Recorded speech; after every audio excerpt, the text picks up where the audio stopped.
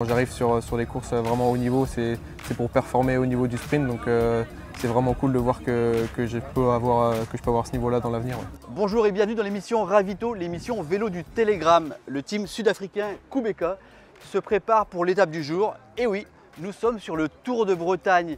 On va vous faire vivre une étape de l'intérieur et on aura un cadeau à vous faire gagner en fin d'émission. Ce cadeau, c'est le maillot de leader de la course. C'est parti! L'équipe WB Fibolia Morbihan avait fait sensation l'an dernier en remportant le Tour de Bretagne avec Jean-Louis Leny. Et elle a remis ça lundi lors de la première étape de cette 55e édition. Quel est le secret de l'équipe morbihanaise? Pour essayer de le découvrir, on a embarqué avec son directeur sportif mercredi lors de la 3e étape entre l'Oéac et le Hingley. Allez, on embarque!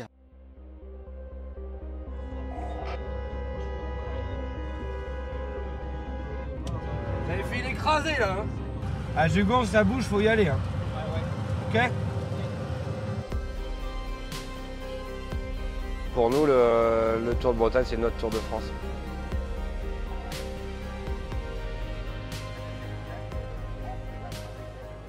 T'es d'ouvrir un peu pour...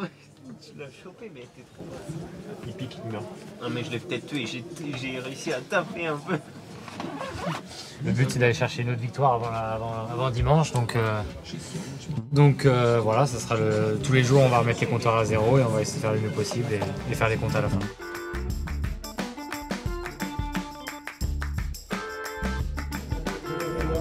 Ouais, c'est moi ça. Toutes les courses en Bretagne depuis le début d'année sont vraiment, populaires par le monde qu'il y a sur les lignes d'arrivée et tout ça, donc on le savait en venant ici dans ce club et c'est encore mieux de le vivre. Vraiment. Ouais. Tu t'es habitué à signer les autographes? Non, je dirais pas ça quand même. Faut gagner des courses pour ça. Ok, merci, bonne journée. Thank you.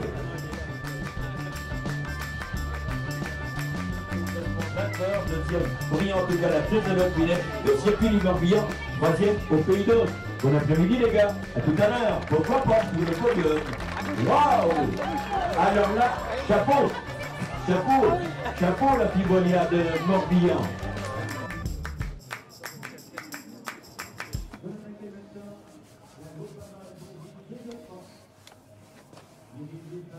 C'est plus pour la tête, j'aime bien avoir de l'huile sur les jambes pour le style qu'on va dire, et puis ça aide aussi à chauffer un peu les muscles pour s'il y a un départ violent.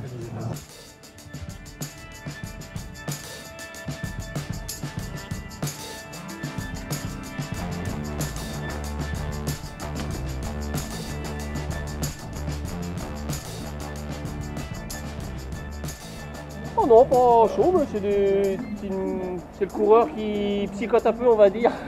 Donc du coup, il faut le refaire et puis voilà, ils sont contents. Tu t'as fait quoi là en fait? Bah, j'ai réglé le disque à l'avant.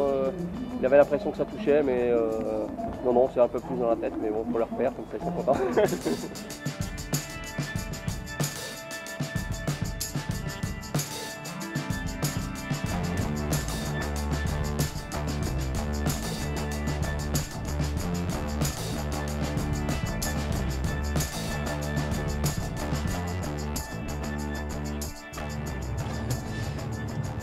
Départ fictif, ça va, je suis détendu, ça va. La course n'a pas démarré encore, donc pour l'instant, ça va bien se passer. Bon, il n'y aura pas trop de stress au départ non plus.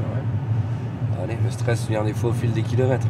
Derrière, on n'a pas forcément la même vision, on a un plan d'ensemble de la course que non pas forcément en fonction d'où ils se trouvent. Et puis, ils sont concentrés sur leur effort plus que sur le stress. Un coureur va stresser par exemple vraiment dans les derniers kilomètres s'il joue la gagne. Après le reste de la course, ils sont surtout occupés à pédaler déjà.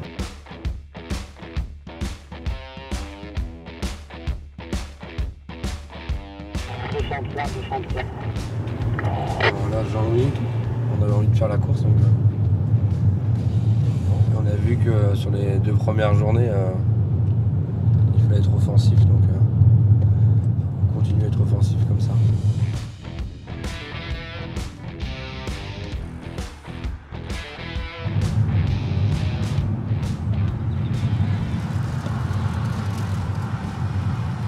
À boire.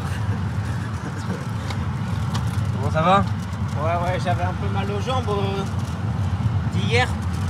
Quand on va virer à gauche, là, petit à petit, ça va se découvrir un peu. Ouais. Ok. Faut qu'on remonte là. Vous remontez, vous regroupez. Comme ça, vous aurez votre place jusqu'à Jugon. Ok? À Jugon, si ça bouge, faut y aller. Hein. Ouais. Ok?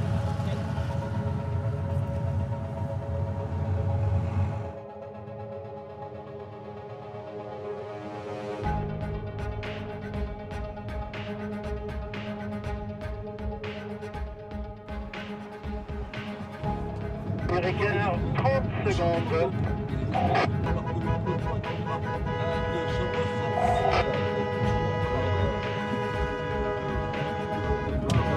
Elle fait l'écraser là.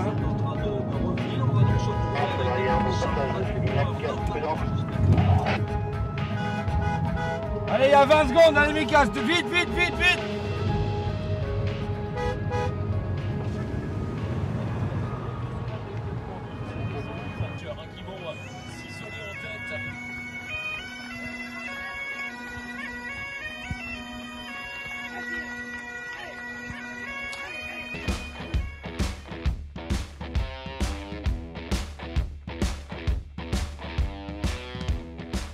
Il y a encore 80 coureurs pour la victoire. Le circuit, il y a une bosse à l'arrivée, il y a 1,8% à 4%, mais bon, ça serait intéressant qu'il y ait un petit groupe qui sorte pour prendre un peu d'avance avant le circuit pour préparer le final.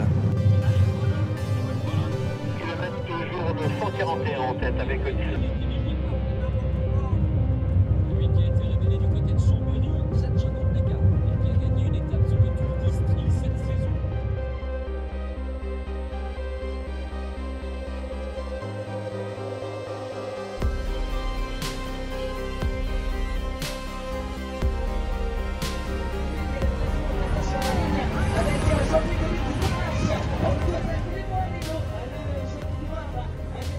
Et Baudin prend le maillot, 4 secondes d'avance sur le bout.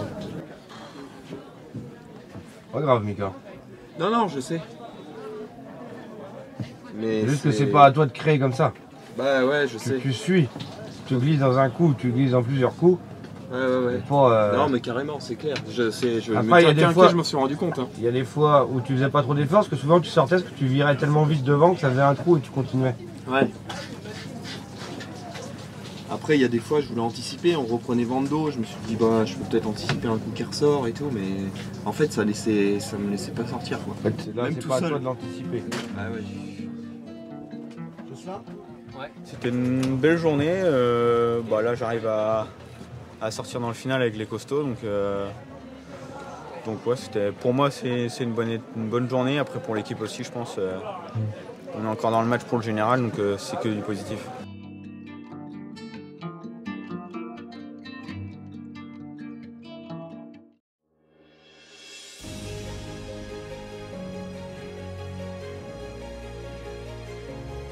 Votre programme avec Trécobat, constructeur de maisons innovantes.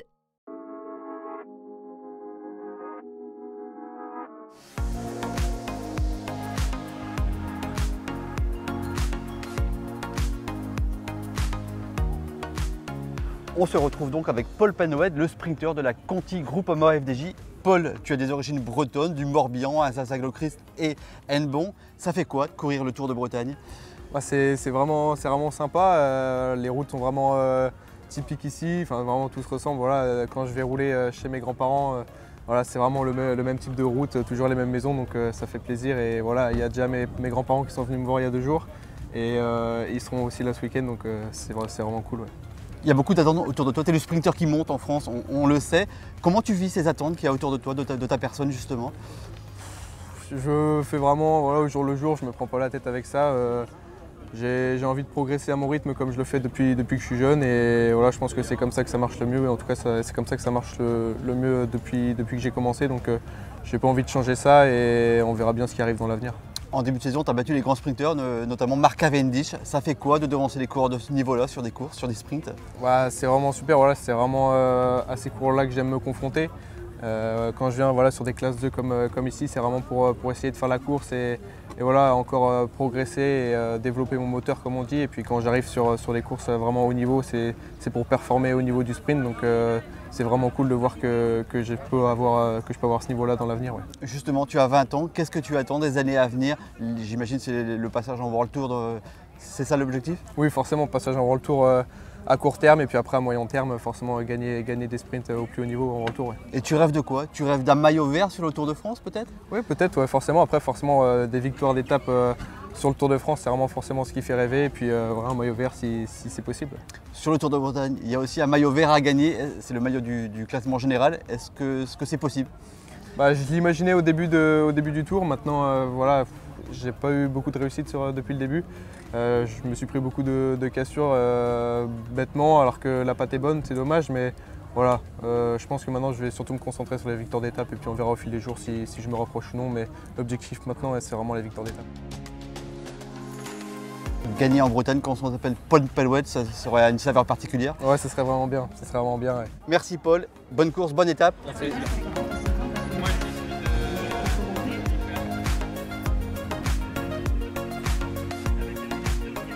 Voilà, l'émission Ravito se termine à côté de l'équipe Jumbo Visma, l'une des meilleures équipes du monde qui continue le Tour de Bretagne jusqu'à Lannion.